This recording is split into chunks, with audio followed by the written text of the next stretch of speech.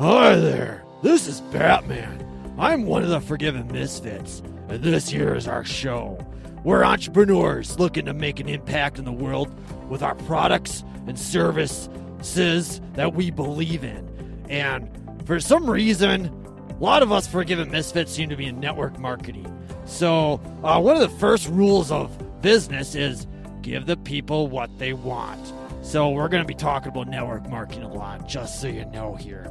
So how can a square peg in a round hole, a rebel, a renegade, a misfit, how can they survive to carry on with this purpose they feel called to live out? That's the question. Coach Spiegel and his fellow misfits and this show are the answer. Hey, misfit! Good morning! Let's talk about Game of Thrones. How many lessons we got out of that one episode? Welcome to, chances are this is the first one you're listening to. We're going to be a little bit out of order. Number 12. 12 hidden business money-making secrets from Game of Thrones. Season 7,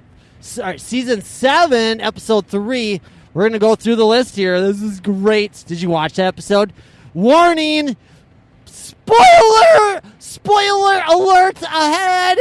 If you haven't seen it yet, probably don't listen to this one. Okay, skip to the next one or go re-listen to the one that was in the past or something like that. Because unless you're not a Game of Thrones fan, if you're not a Game of Thrones fans, then you can just go away then. Because no offense to you, but the show rocks, my humble opinion. And people that like that are a very high character, that show.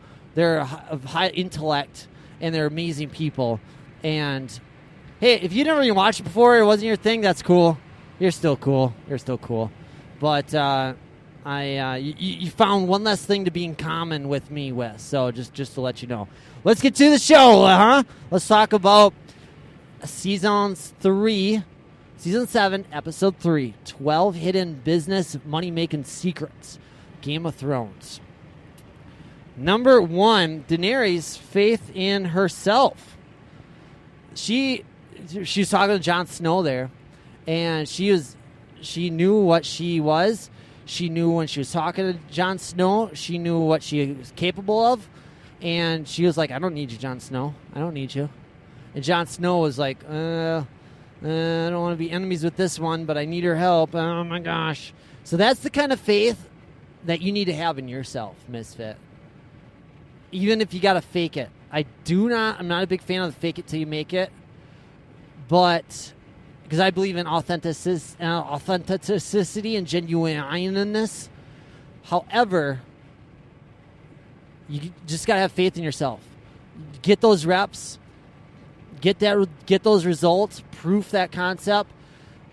Get that fear. If you don't have faith in yourself, it's because you haven't been in the fire enough. You haven't been in the battle enough.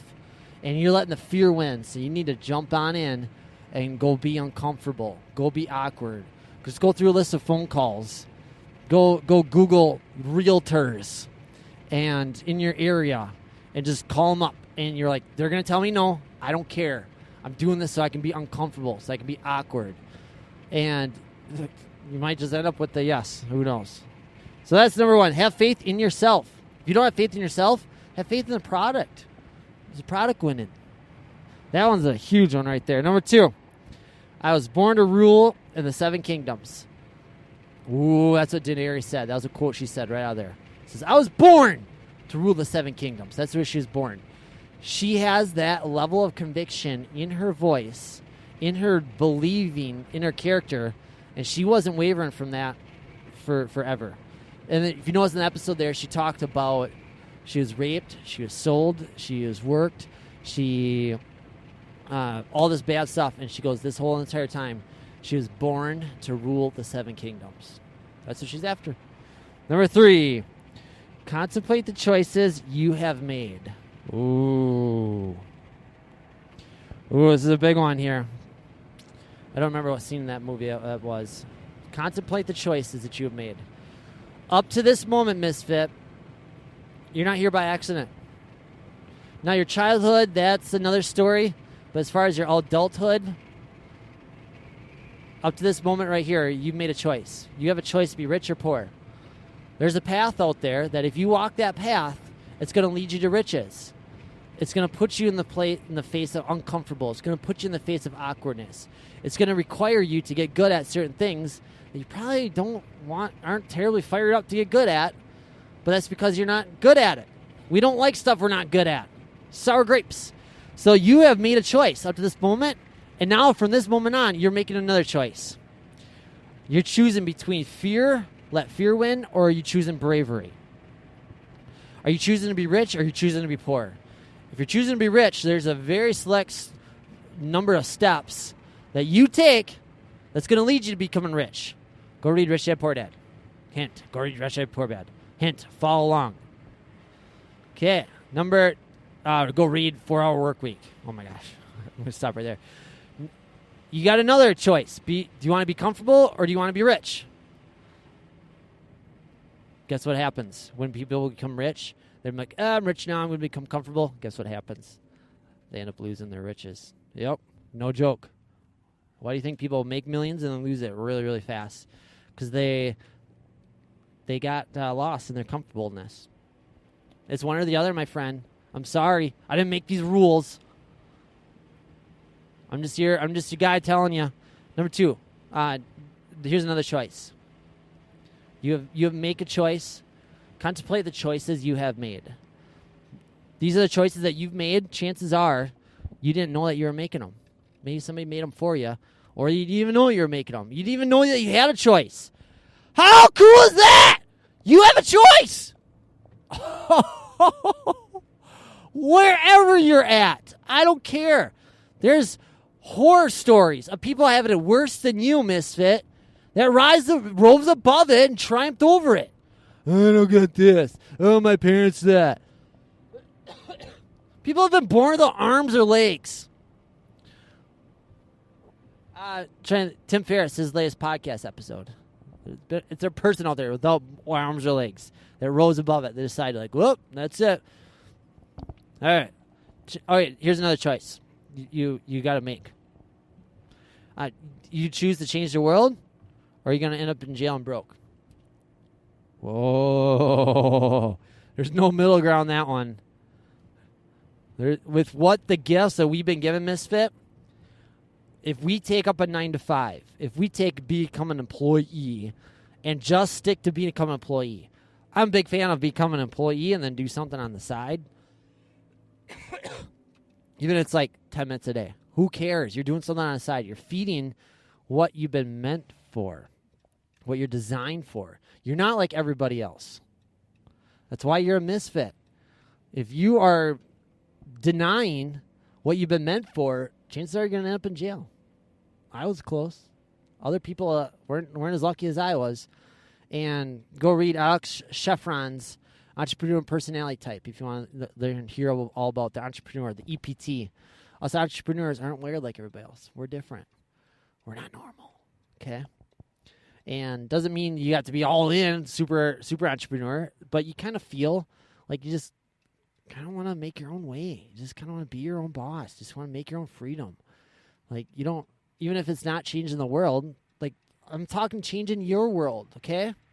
I don't mean the world, like I'm going to cure cancer or do hunger. I'm talking about your world, your family, your friends, how you feel when you go out in public, how you feel when you pull up in a car that's less than what you deserve. Right? What you feel when you see a sports car, when you see a Jeep, when you see a Harley, when you see something that you want, and you're like, oh, I can have that. I want that. I'm talking about changing your world. Either you're going to change the world, or you're going to end up in jail and broke. Are you going to let the past define you, or are you going to let be the reason that you triumph over it to inspire others? That's another choice you're going to have to make. Up to now, chances are you've let the past define you. And are you going to... That's it for choices. That's it for number 3 there. Hidden Business Secret in Game of Thrones, episode 3, season 7, number 4. The Iron Bank and their investments. This one is pretty obvious. The Iron Bank is talking about investing, and they're talking to Cersei, And they're kind of telling her about why she's not a very good investment. She's just surrounded by enemies on all sides and all that. And she makes a very, very good case. Next time you watch that, go ahead and watch that scene there. She makes a very, very compelling case. The power of words. There's a second one in there. It wasn't planned on including. But the power of words, she actually convinces him. I don't know if she ends up getting the money. I kind of missed that part. But I don't know if she had to pony up all the. Oh yeah, she goes. You'll have all your money by so and so date. It was like, oh, that was another hidden business secret right there. Is the guarantee? The guarantee. Have all your money by this set. And if you stay at the end of the episode, you see where they end up getting the money. Wow, Cersei and her brother, twin brother there. But the Iron Bank, how they think about their investments is like really, really smart. So if you pay attention to that part right there, it'll make tons of sense. Tons of senses. Number 5. Oh man, that was just a fabulous episode for Tyrion, right? The dwarf, the awesome little dwarf. He goes, I know it's a good question. I'm looking for an answer. Oh, Jon Snow and Tyrion are talking. And Jon Snow asks a question. And Tyrion goes, that's a good question. And Jon Snow goes, I know it's a good question. I'm looking for an answer. Oh, I've seen that scene right there is just brilliant, Misfit. Just brilliant. I'm looking for an answer. How many people are going around with their lives with the question, and all they're doing is they just fall in love with the question? And Jon Snow goes, I know it's a good question. I'm looking for an answer. How about you search that answer? The question is, like, what's the question that you've been going on in your mind this whole time, Misfit? How do I become rich? Instead of thinking about, I wonder how I'm going to get rich, look for the answer. Get out there and look. Your people have a problem, Misfit. Your people that are following you, there's people, prospects out there that have a problem. They're walking around with the question, and you got to go ahead and be that answer for them. They're looking for an answer, and it's wrong of you to at least not present that answer to them. Like, say, do you have this problem? Oh, yes, I do. Great. Here's some information about that. Where should I send it? And they're like, here's my email address. And you just send them some information. Not your product pitch. I'm talking like an article. I'm talking about a video, either one you created or somebody else created that educates them about that problem. This is why you have that problem. This is why you get a 2 o'clock crash in the afternoon when you are got going. This is why when you get the sniffles why you have allergies every season. You give them some information, and then that information lends itself to a sales pitch, one way or another. Because nothing gets sold unless eyeballs are on a presentation. That's it. Going back to Ray Higdon. So a little double whammy of awesome with that number 5 there. I know it's a good question. I'm looking for an answer. I love it. Number 6, get where you're at giving up. Oh, Tyrion. He's so brilliant. Jon Snow is wanting to quit, run away, start formulating a plan to go battle the dead king and the White Walkers. Tyrion goes, did you get where you're at by giving up that easily? He asked him a question. It was like a challenge. Jon Snow had to come to terms with that. The power of words. There's one thing to sum up this episode. It's all about the power of words. Words. We get lost in the action all the time. Take action. Make those phone calls. Do the presentations. Practice your closing scripts. Blah, blah, blah. But something's got to be told for words. Words.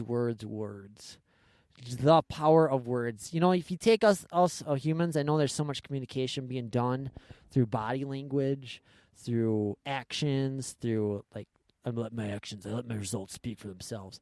But you can't refute the fact that we are enormously gifted when it comes to these things called words. Right? Great. So get where you're at by giving up that easily. He actually asked him that. Why wouldn't that work for a close? I just thought of that right now, talking to you right now, Misfit.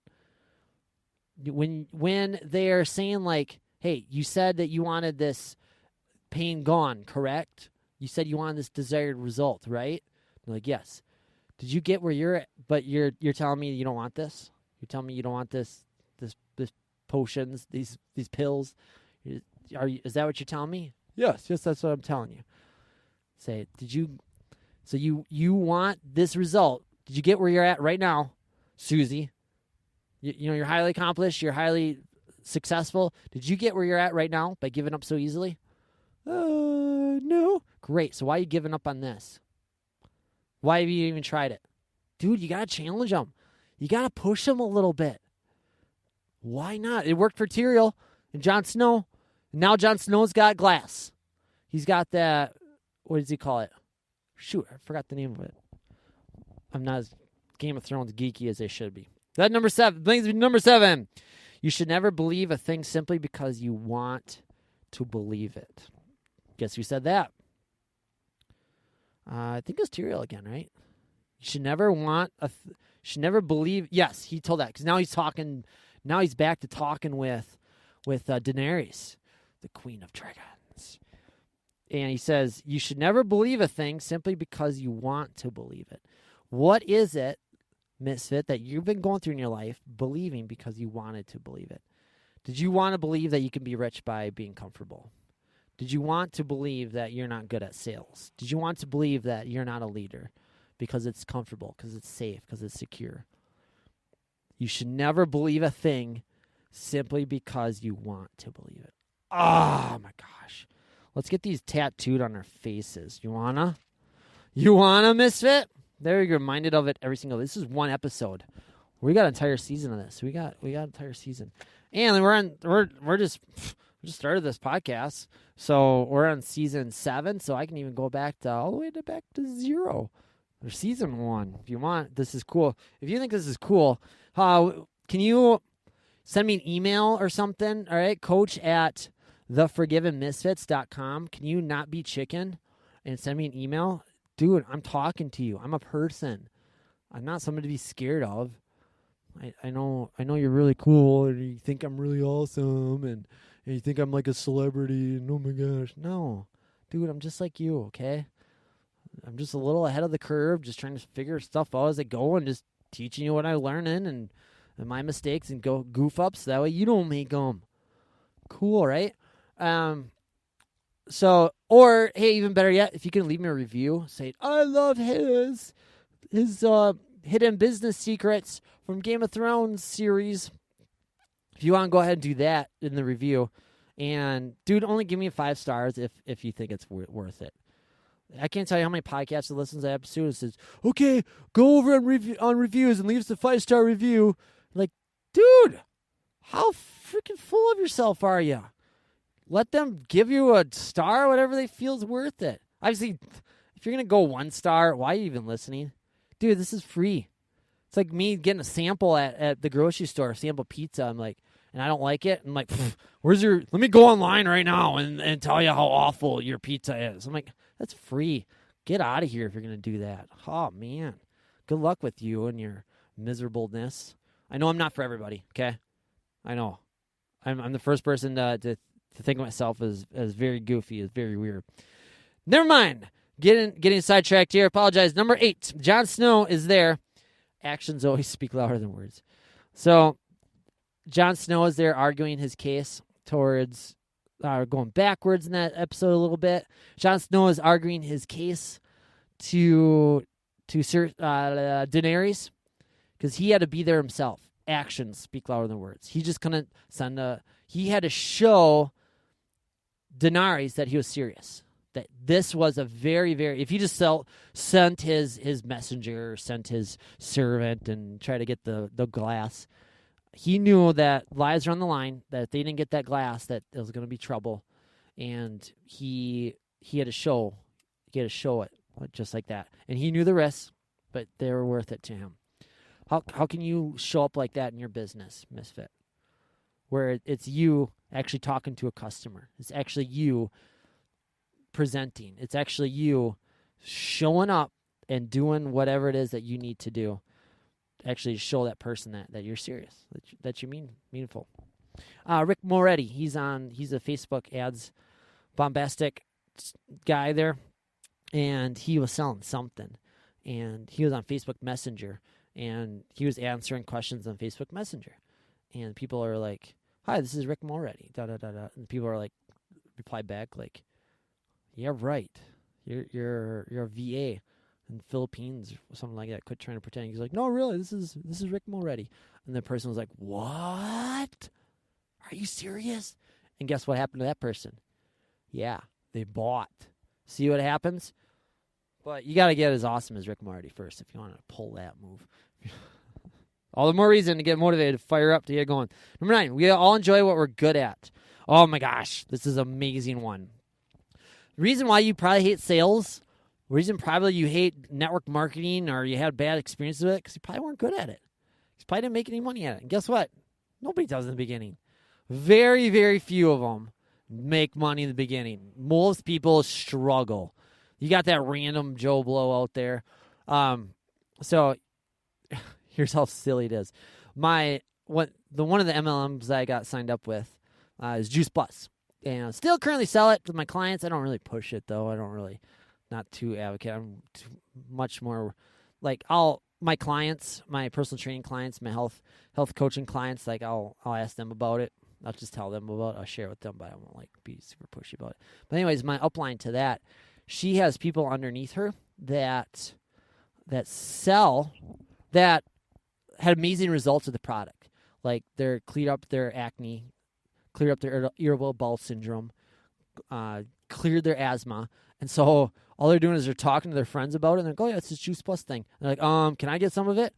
And she would just bring all these orders my upline had her take a thing of orders and with her, and she's like, "Why aren't you getting these like that?" She says, "No, I can't do it. I can't do that. No. I just want to benefit my friends."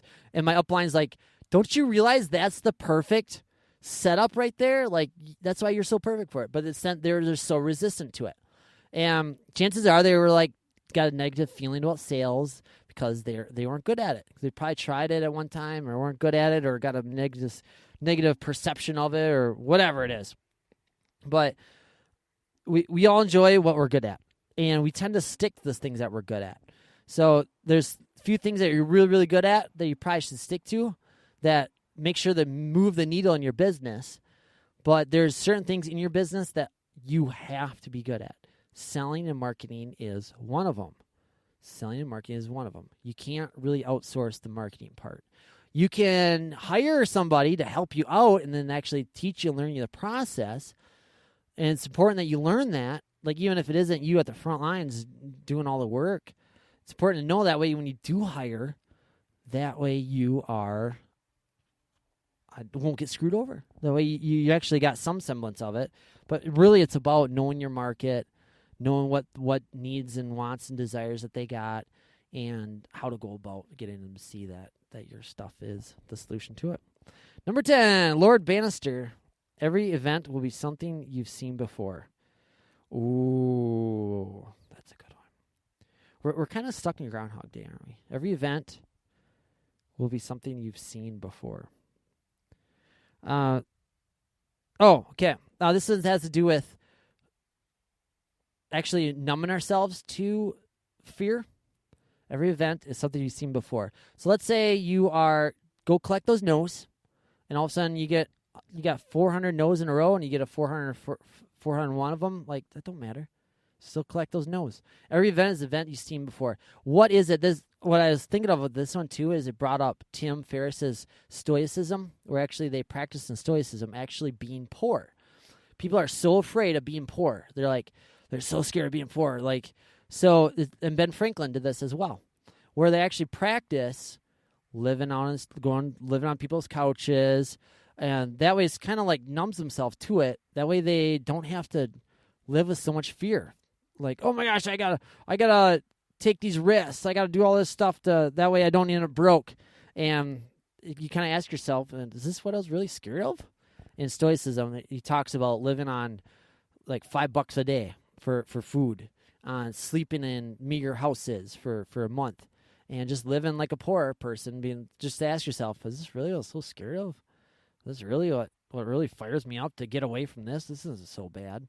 And really, it's about to be living without fear, to actually like. It comes down to when to take that leap. So often we're scared of taking a chance because we're afraid of that being that poor. We're like, oh, it's safe here. I'm making some money. I don't want to take that risk. And then now that you see, it wasn't so bad being that poor. I'm going to go ahead and take this risk. This might just work out. Even if it doesn't, I lived that already. It wasn't so bad. So that's what that's it. Every event is an event you've lived before. That's what Lord Bannister said.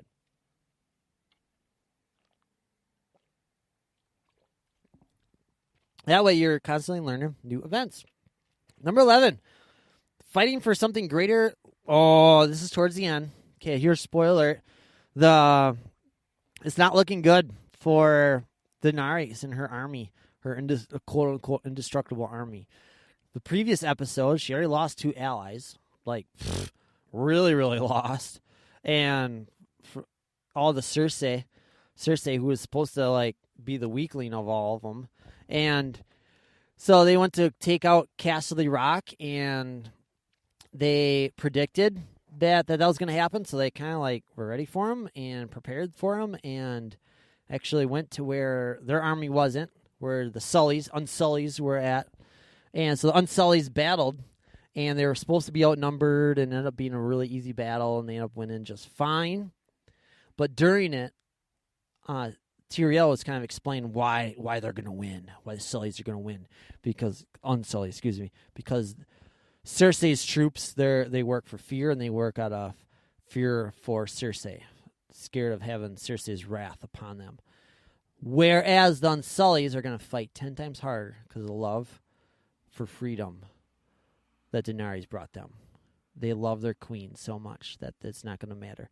So they're going to fight with everything that they got. They're going to give it all. And that's why they're going to win. Sure enough, they won, but it ended up being a big farce because Cersei and her brother brain farting his name. He's only got one arm now. He's only got one hand. And he likes boning his sister, his twin sister. They got a love affair going on. And yeah, you knew about that. Come on, you knew about that. And they set it all up for him. They kind of anticipated. They were the chess makers, and they were prepared. So when you're fighting your fight, good fight, misfit, when you're fighting your good fight, what's it for? What's your love? Going back to Entrepreneur Roller Coaster Ride by Mr. Darren Hardy, 5% love. He goes, all we need is love. There's a section in that book where he says, dude, that's all you need. 95% of it could suck. And as long as you got 5%, that 5% will make up for that 95% of suckage. And so he goes, to that 5%, what is your love? Why are you doing this? What's it all about? Days you want to give up. Days where you're you got shot down so many no's that day, or you got that many complaints. Go back to your loves. This is what it's about. All right, and number 12, there's always lessons and failures. That one's done. Always lessons and failures. There's no such thing as failure. There's always lessons and failure. As long as you go back and you diagnose, okay, why did I fail there? What happened? What could I have done different that I'm going to do next time? That's why in the Misfit and Dirty Dozen books, you read these 12 books in this order, and your life's going to look totally different. Book 0. Yep, Dirty Dozen book. Start with 0. It's actually a fiction book called The Edge of Tomorrow. You might have heard of it. They made a movie out of it with Tom Cruise and Emily Blunt. The book's way better. Okay, it always is. But in that, it's like Groundhog Day, but in a futuristic war-based, where we're battling aliens that are not quite. Have you seen the movie yet? Okay, go see it. But Tom Cruise gets to relive. His name is Killer Cage, and he gets to relive every day. And that's what it is to be an entrepreneur. Okay, you get to relive every single day. You failed it up. Try again next time. You failed that sales closing presentation. What are you going to do next time? There's always lessons in failures. The only way to fail is to not even step up. You miss 100% of the shots, don't take. So just take the shots. And just go in at the mindset, you're like, I'm going to get better. I'm going to suck in the beginning, but I'm going to get better. Every day and every way, I'm getting better and better. Done. Nice job, Misfit. You made it to the end of today's episode. You just got made better, and you enjoyed a little Game of Thrones action. Go watch that episode. If you haven't watched it yet, go rewatch it now with these lessons in your mind, and go get rich and uncover the secrets in it. I love you, Misfit. Go change those lives. Go benefit those people that need you to. You're a hero. You know what you got to do. Go get them. Hey, this is Batman. I'm like one of the very first Misfits, and I talk with a really cool low voice like this, and I got some killer abs, and I got something to tell you. First up, you want to be on this Misfit journey with us? Well, that's just fine. Like, we're going to be seeing what Coach Spiegel is going to be doing on his way to millions and changing the world, and you can see that happen. And you can jump on and start your own businesses as well. Might as well start with the MLM world. And if you do that, you're going to need customers and clients. Yeah, you pretty much need that whichever business that you're in. But especially in this MLM world. And if you're going to need customers and clients, you're going to need leads. So to get your leads, Coach Spiegel is pretty cool. He made for you a cool little MP3 download, and you just go ahead and download that and find out 17 sources of mostly free leads that's fun and easy to get, and what to do with them when you got them. Because it's kind of like a dog is chasing after a car, and they grab a hold of those leads. It's like the dog's got a hold of the car, and the dog's like, now what do I do? So that's what it is. A lot of people with leads are like, oh, I got all these leads. What do I do with them? What do I say? What am I supposed to write them or talk to them on the phone or email them? What do I do? So the free resource there to help you out on that front. Just go to 17 free sources. No, that's a bad one. Why don't you go to theforgivenmisfits.com/leads. And if that's a little bit too much to remember, do just click in the link in the description box, that goes with this podcast. You just click on over there, and that will take you right there. Fun, easy, mostly free leads for your business, whichever it may be. We will see you there, Misfit. Keep on being awesome, and don't forget to work on those abs. Bye for now. Thank you for being great and for making a difference in the world. I love you.